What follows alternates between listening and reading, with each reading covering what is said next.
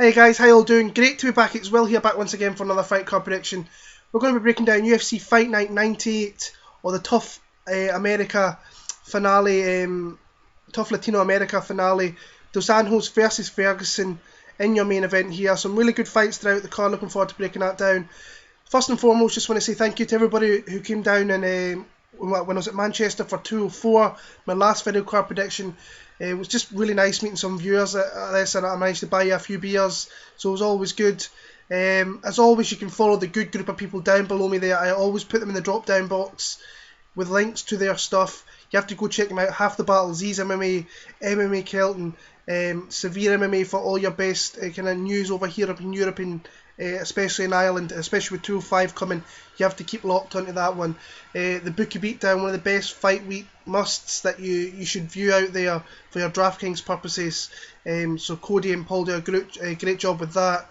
Brandon Kaplan, and a shout out to the UFC betting sharks over there on Facebook who have been fantastic.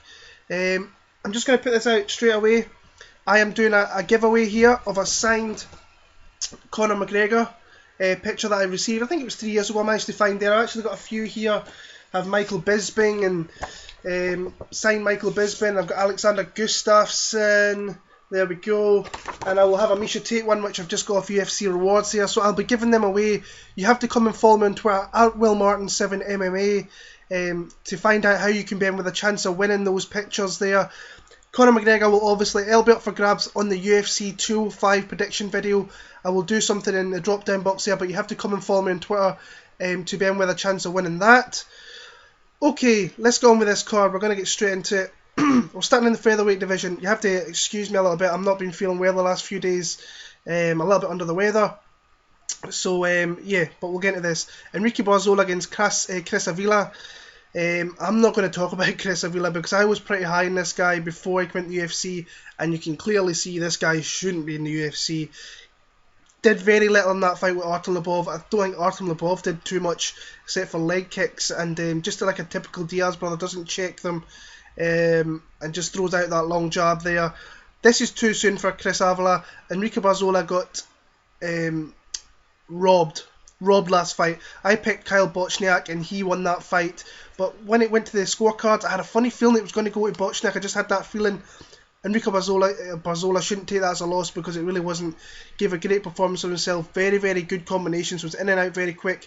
Was just lighting Bochniak up. So he was. I'm going to pick Barzola. I think the one thing that Avila has got is he's very tough, and if he can get the fight to the ground, he may have a chance. But I can see Barzola taking him down, repeating that, put him against the cage, beat him up a little bit. Avila does have a 5 or 6 inch reach advantage, so he could use that to his advantage, but I don't see it. I'm going to go Enrique Barzola via decision. Lightweight division with Marco Polo Reyes against Jason Novelli. I'm going to go with Polo Reyes here. Guy's tough. Guy's really tough, and he was in probably one of the best fights of 2016 against Dong Young Kim. Just a warrior, comes forward, throws heavy leather. Before that, we saw with Cesar Aramendia, he just laid the leather down in that one and really put a beating on him. And then just that fight with Dong Young Kim was so back and forward. I think he dropped Dong Young Kim. I think he got dropped. They were just exchanging shots, and then he managed to find a way to win that fight. Novelli coming off that loss to David Tamer in his UFC debut.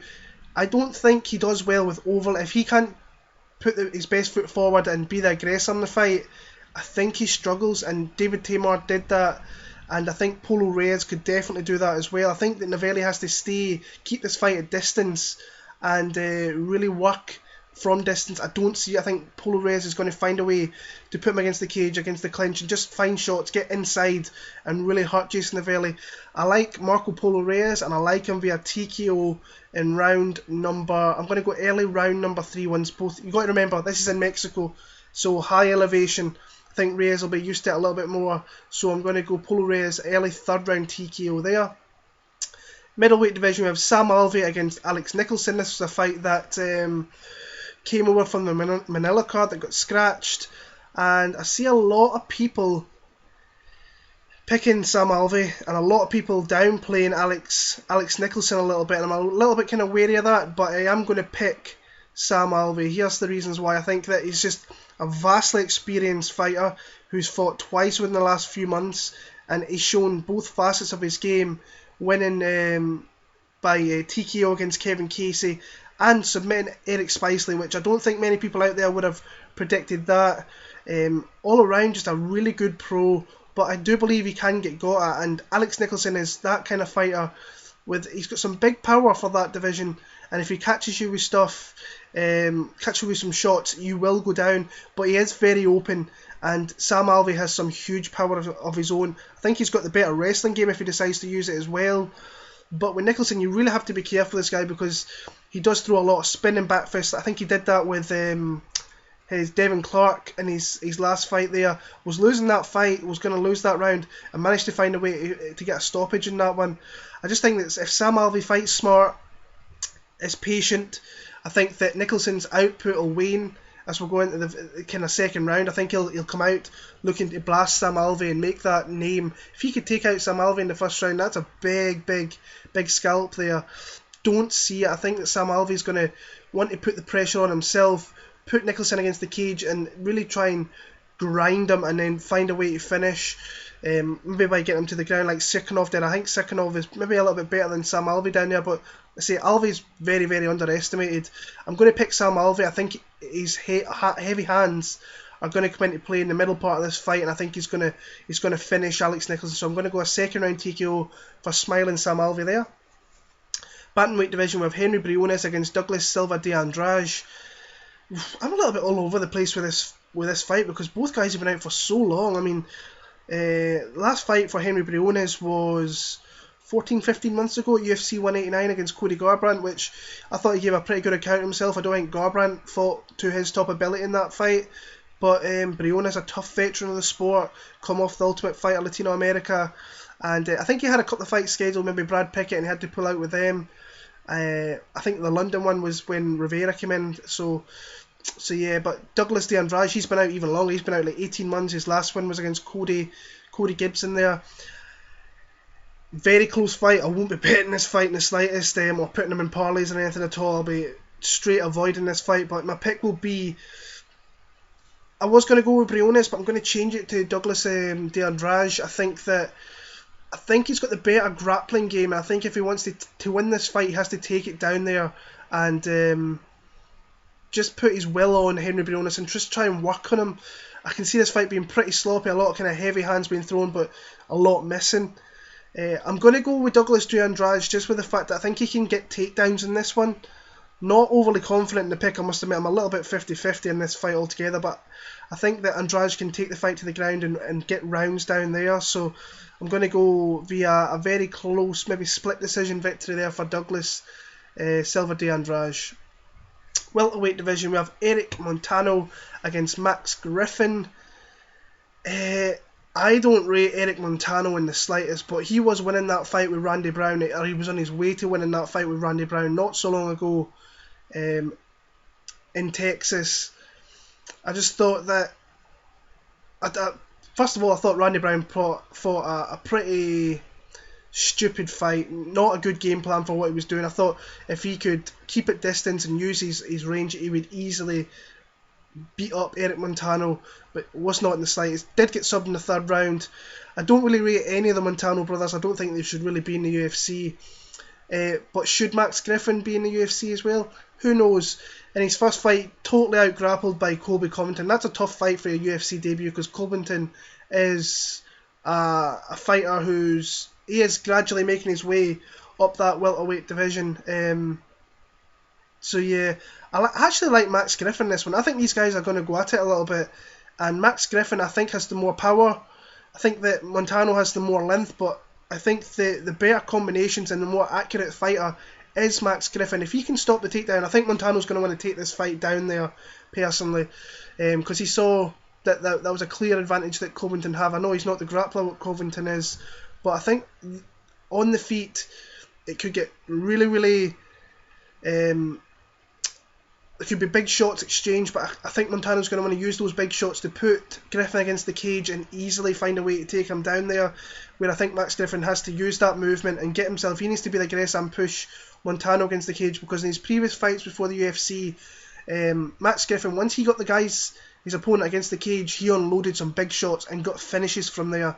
So that's where I think he can win this fight. I'm going to pick Max Griffin. I'm going to pick him via TKO. I think that he's just going to catch Montano with something. But if he can't catch him in the first 8-9 minutes of that, I think Montano could easily come into it. So I feel more confident picking Max Griffin. Just for the fact I don't think Montano is really UFC quality. Could be the same said for Max Griffin, but I feel more confident picking here. I'm going to go Max Griffin via TKO round number 2. Bantamweight division of Marco Beltran against Guido Cannetti. Beltran, these guys actually fought in the Tough Show a long time ago, a couple of years ago now in fact, and Canetti should have got that fight. I thought that was a little bit of robbery on that one there. But since he's come into UFC, I mean, he's beat Marlon Vera, he's beat Ning Guan Yu, and then he submitted Reginaldo Vieira.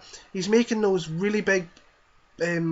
he's making those better steps to becoming a better fighter, and it is showing, but I still don't think he's a quality UFC fighter, and I think that this fight could be a lot like the first one, where I think Canetti was getting off quicker, he was the more accurate, more pinpoint striker.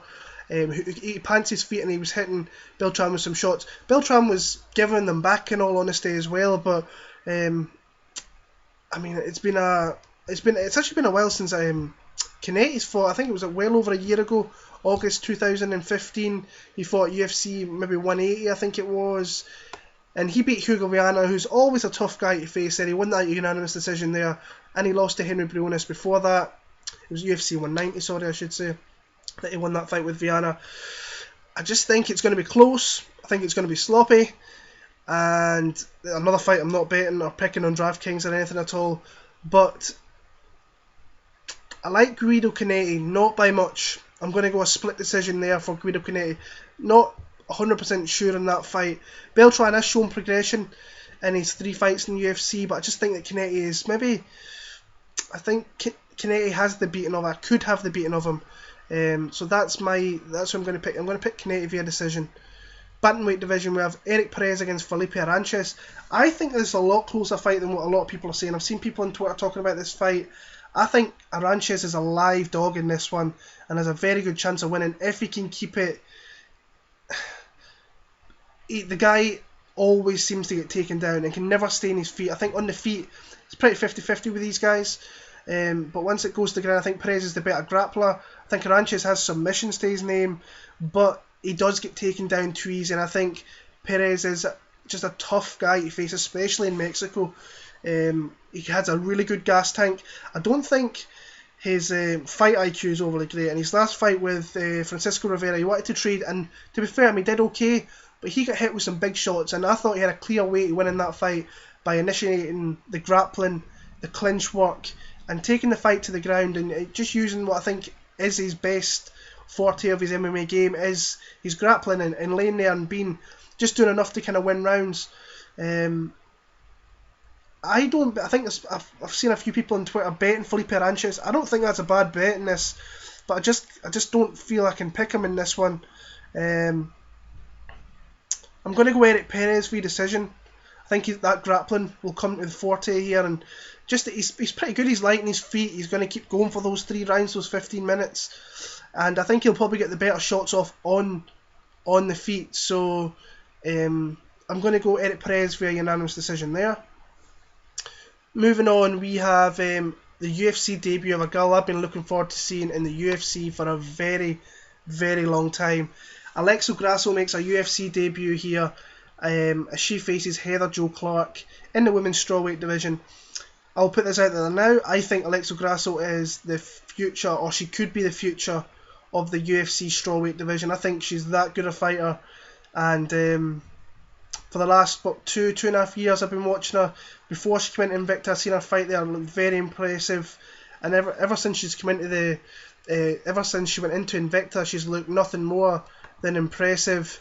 Beat some really tough girls down in there. I mean, her fight with Mizuki Inoue, who I think is maybe just bordering on a top 10 UFC strawweight fight. I think she definitely beats strawweights in that top 10. That was a great fight there. Jodie Esquibel was a tough fight. She came through that one there. and she's really well-rounded, such a well-rounded fighter, really good striking though, and she's very crisp, very pinpoint, she's very fast, and she uses the leg kicks very well too. So looking forward to this here, and I think she's fighting in Mexico, fighting in her home country, which is always going to help. I think she's got an opponent here in Heather Jo Clark where she has a speed advantage over Heather Jo Clark, and we've seen that in the fight with Karolina Kowalkiewicz, that Karolina was the faster fighter, the more crisper striker, and in the end, once she started fading a little bit, that came more, and the strikes were landing with ease for Kowalkiewicz.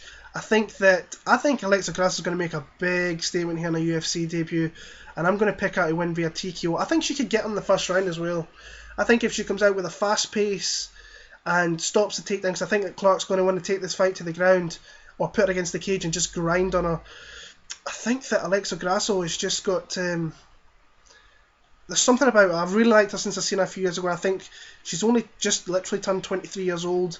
Great age for coming to the UFC. She's had some hard fights out there outside the UFC, but now we're going to see what she's made of. I was going to go a first round TKO. I don't think I'll maybe wait. I think the thing is, Heather Jo Clark is very, very tough, so she can maybe keep her still in it for a few rounds. I'm going to go a third round TKO victory for Alexa Grasso, but I don't see any other result than a Grasso win here. So Alexa for the win. Lightweight division, this is a great fight. Beneil Dariush against Rashid Magomedov. And this is a really close fight, a really interesting fight in that lightweight division. And this is just about... The thing is, with fighting down in Mexico, I think you clearly have to go down there. Like we've seen Cain Velasquez, he didn't go down there until late on in his fight with Fabrizio Verdum. I think you have to be down there a month before, if you can afford it, to get yourself acclimatized to that Mexico air, just how high you are up there. And from what I see, Beneil Dariush has been down there for the last 3 weeks at least coming into this. I've seen some pictures on Instagram that he was down there. Plus he's coming from a camp where they've did all this before. He is from King's MMA, they did that with Verdum. And I think that's going to help to his detriment here. I mean, Dariush last time out knocked out James Vick with a beautiful... He's got some underestimated power as Beneil Dariush. He has some beautiful leg kicks as well, which he uses at his disposal. He's just an all-around, a really top guy in that lightweight division. He was winning that fight with Michael Chiesa before I got caught, got taken down and got submitted. Chiesa can do that. Chiesa's another underestimated guy in that division. I thought he beat Michael Johnson. I've spoke with people since that they picked Johnson, but whatever. I thought he just done enough. It's one of those fights that could go either way, and you can't really argue either way. Magomedov, on the other hand, he's the quiet guy of that lightweight division. You don't know much about the guy, but he's right on the cusp of becoming a huge fight in that lightweight division. Wins over Tony Martin, Rodrigo Dam, Elias Silverio, and Gilbert Burns, where he's outclassed everybody that he's fought in the UFC, and he's got a huge step up here from Gilbert Burns to a top 10 fighter, I think, in Beneil Dariush. I was a little bit surprised to see. I thought this fight to me is a pick'em. And I think that Rashid Magomedov is a quite a hefty favourite from what I've seen. I'm picking Beneil Dariush. I think he's fought the better calibre guys. He's beat the better calibre guys. The thing with Magomedov is he's a very crisp technical striker, all around just a fantastic fighter, to be honest with you. But I like Beneil Dariush. I think people are underselling this guy a little bit, and he's a tough guy to face. He's a tough guy to get a win over. I'm going to go Beneil Dariush. I think it's going to be close, don't get me wrong, but I think he's going to win the decision, so my pick's going to be the underdog in Beneil Dariush there. A fight which has came together quite quick there, Ricardo Lamas against Charles Oliveira. Lamas was supposed to headline UFC Manila against BJ Penn, BJ pulled out, and then the whole card was scrapped, and then he's got this fight put together in about two weeks notice at least. And a little bit surprised Charles Oliveira's jumping back in there, because I thought he had a pretty devastating loss to Anthony Pettis, where he had a lot of advantageous positions in that one, and if that fight went to the end of 3 rounds, I could see him getting his hand raised in that one, definitely. But Pettis showed grit of a champion, heart of a champion, managed to find a way and got a submission victory over the guy who's one of the best submission guys definitely in that division. I just don't like the fact... I like the fact that Ricardo Lamas was in training, he was he had a camp, and Charles Oliveira's just literally come off a fight in August. Don't know how long he's been in camp for, that's the thing. But I like Ricardo Lamas. I think I'm a little bit 50-50 in this fight, because Oliveira, we've seen him against these type of fighters, kind of like your Nick Lentz per se, where he will stop the takedown, and if you leave anything out there, he will jump on it. I mean, Lamas, his last loss was Max Holloway. Max Holloway is a clear top 3 guy in that division, behind Aldo, behind McGregor. I'm a little bit 50-50 in this fight. I think Oliveira will have chances in this. I'm going to go Ricardo Lamas, but not confident. I think Oliveira is a tough guy to beat in that division at any time. I'm going to go Ricardo Lamas via a split decision. Very, very close, but I can maybe see Oliveira fading a little bit and Lamas coming into it there, so my pick will be Ricardo Lamas. Next up, lightweight division. My favourite fighter, and I'll get this out of the way in a minute, but it's Diego Sanchez against the debutant in Marcin Held. Great to see this guy in the UFC, a really fun fighter and a really good fighter. I'm a fan of his. But first of all, I'm going to put this out here. Diego Sanchez, and I've said this in many a video of mine, he is my favourite fighter of all time, and he has been for years, knocking on probably 10 years, close to that. And I've flew out to some of his fights and over there in America, especially his one against BJ Penn. And I'm not saying this as a fan, I am picking Diego Sanchez here, but I think I've got some concrete kind of points here where I think he can win this fight. Marcin Held, we'll start with Marcin Held. Marcin Held's a guy who fought in Bellator. He did for a long time in his career. Fought some good guys. I mean, he only lost to good guys. Dave Jansen, who he beat before coming into the UFC, lost to Will Brooks, who's in the UFC. He's a top 15 guy in that division. And then I think it was way back in 2011, he lost to Michael Chandler, who would come in and be a top 10 fighter in the lightweight division. This guy, submission skills are incredible. And his fight with Tiger Sarnavsky, Tiger was just like screaming for that, and he submitted. It was a 6-6 submission. This guy, he doesn't take much. He just needs to get a hold of something, especially leg locks, toe holds, knee bars. He will find a way to submit you, and he's very, very dangerous down there. Now, Diego Sanchez, coming off a huge loss at UFC 200. First time he's been knocked out in the UFC. First time he's been without, like, I know BJ Penn stopped him, but he got knocked out. He got taken out in that fight. And this could be the perfect opportunity he was knocked out for the first time. This could be the perfect opportunity for him to be subbed for the first time. But I think people are underestimating Diego Sanchez, and I know he's won a lot of fights where he probably shouldn't have, but he's in Mexico. I think Marcin Held as well has some issues with his gas tank. That's only going to be accentuated in the Mexico desert, the Mexican. He's only going to be accentuated in Mexico City, where they're at a higher elevation. Diego Sanchez, very tough to take down, very underestimated jiu-jitsu, and we all know what it's like when you go to decision with Diego Sanchez. Sanchez will make it dirty, and he will win rounds where he probably shouldn't win rounds, and plus being in Mexico, all it takes is him to throw some flurries off, hit Held with something, and the crowd are going to get pumped up, and that, in the judges' eyes, that's, I think, a big thing. Especially, it seems to be in Diego Sanchez fights. There's no doubt, as a big fan of Diego Sanchez, there is definitely fights out there. This guy should not have won. Takanori Gomi being one of them, Ross Pearson being another. He shouldn't have won those fights, but it's those things that he does in the fight that gets a crowd going that really... it gives him, in the judge's eyes, I think it gives him the fight, which is weird. And I think this could be a thing here. If Marcin Held can't get Diego Sanchez down and find a submission, I think Diego Sanchez is going to be in his face the whole fight. I think he's going to be that typical Diego Sanchez, come barreling forward, throwing lots of shots, whether they land or not, but it's going to set the crowd off. I can just see that being one of these fights here for Diego Sanchez. And plus, I think he is a very good underdog to bet, personally. Marcin Held, UFC debut as well in Mexico. He's going to have those nerves coming into the UFC, coming in at elevation. I think this is a tough fight for Marcin Held in his debut. And I will probably end up betting Diego Sanchez. I have done in the past. I've got lucky, like I did in the Ross Pearson fight. I bet him against Joe Lozon. I bet him against Jim Miller, which I got that one there. But this isn't a fan. It is a little bit of a fan pick, but I think there is legitimate reasons Diego Sanchez could win this fight, just with the fact we know how close his fights are, and he seems to always get the rub of the green in those fights there. So my pick's going to be Diego Sanchez via decision. Would not be surprised if Marcin held, takes his fight to the ground, finds a way to take it down there, and then works his jiu-jitsu from there. Just see him submitting him, I really don't, but it could definitely happen, and the guy to do it could be Marcin held. My pick's going to be Diego Sanchez. I'm going to pick him via decision, which could be a little bit controversial at the end. There is going to be a tough tough Latino America fight on here.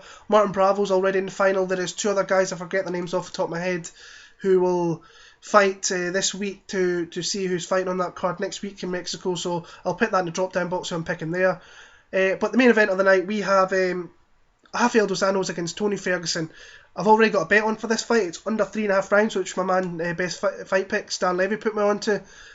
I think this is going to be a really fun fight. I think it's going to be a back and forward fight where it could get very sloppy, being at elevation after that first round.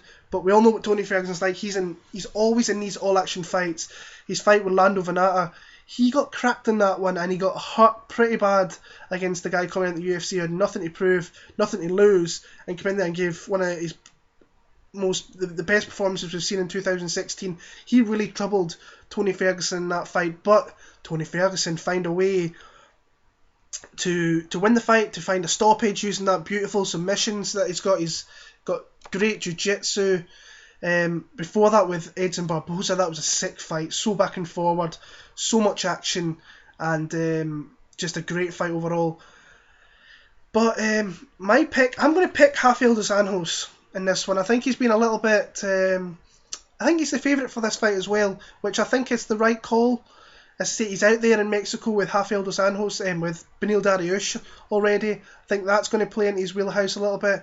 I just think Dos Anjos is one of the toughest guys to ever be in the UFC, like in that lightweight division. I think he's been around for a long time. He's beat big guys. I mean, he went through Benson Henderson, knocked him out, beat up Anthony Pettis, something bad, beat Donald Cerrone, something bad, Nate Diaz he destroyed.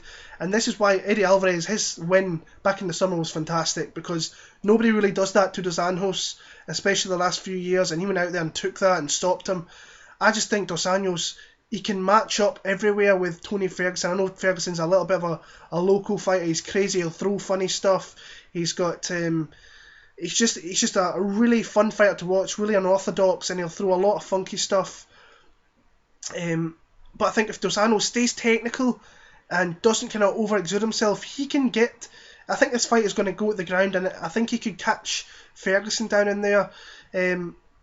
I think I've seen a lot of people on Twitter talking about this is going to be an easy fight for Tony Ferguson, and that is complete and utter bullshit if you think that. Because I think Dos Anjos is one of the toughest fighters in that division by a long way, and I don't think he's done in this division yet. I really don't. I think he can make another run for that title and be in that picture again by the middle of the summer next year with a couple of good wins here. But this is the fight for Tony Ferguson. If he wants to fight for that UFC lightweight title, facing, I think Khabib's got the next shot if he beats Michael Johnson, which I'm not sure about. I like Johnson in that one at the minute. I'm going to go Rafael Dos Anjos, and I'm going to pick him. I think these guys are going to scramble on the ground. I think that Dos Anjos is kind of more. I was trying to think of the word there. I just think his jiu-jitsu is kind of more natural, and he's gonna Ferguson, they're going to get in a scramble. He's going to roll into something, and Dos Anjos is going to catch him. So I'm going to pick Rafael Dos Anjos. I'm going to pick him via a late second round submission there, but close fight. I just think that people are underestimating Dos Anjos in that one, and overestimating, I think, Tony Ferguson. And he's got every right to be kind of estimated because he has shown nothing but great skills in his UFC tenure. So the pick's going to be Rafael Dos Anjos submission in round number 2. So that's my picks for UFC Fight Night 98 from Mexico City. The next fight card, UFC 205. I cannot wait for this fight card to come around. I can't believe it's only a couple of short weeks away. I think I'm going to make my picks this Thursday, get them out a few weeks early, and I'll of course come and try and win this signed Conor McGregor picture that I have here. But that's a fight card for the ages. This is what UFC 200 looked great. UFC 205 looks great. This is the card I would have liked to see at UFC 200 because big fights all over the place, right scattered throughout the card, and being the first card in New York in MSG, it's going to be historic. And any fight with Conor McGregor in it is just box office. So keep an eye on that one.